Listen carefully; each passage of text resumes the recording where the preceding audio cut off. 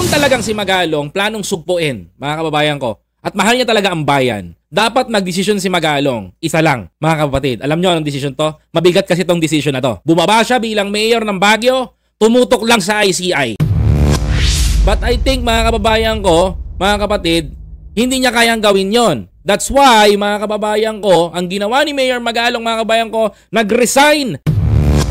Kinagabihan, nag-resign si Magalong sa ICI. Sabi niya sa liham na ipinadala kay Pangulong Bongbong Marcos ang pahayag daw ng palasyo tungkol sa kanyang trabaho na taliwas daw sa nakasaad sa kanyang appointment ay nagpapahina raw sa tungkulin at mandatong ipinagkatiwala sa kanya. Ito kasi yan, mga kababayan.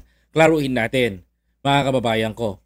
Tandaan niyo ho ito, mga kapatid. Tandaan niyo ho sa lahat, ha, mga kababayan ko. If you are a public official, an elected public official, hindi ka ho talaga pwede kumuha ng isang posisyon sa gobyerno, mga kababayan.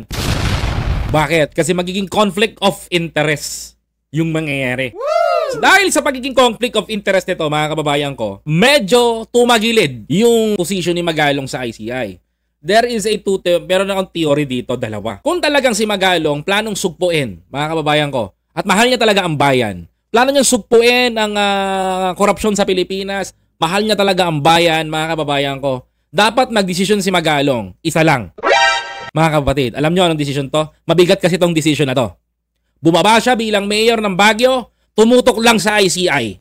Kung talaga mahal niya ang bansa natin. But I think, mga kababayan ko, mga kapatid, hindi niya kayang gawin yon. That's why, mga kababayan ko, ang ginawa ni Mayor Magalong, mga kababayan ko, nag-resign as ICI a member, mga kababayan ko, and nag-focus na lang siya sa Baguio.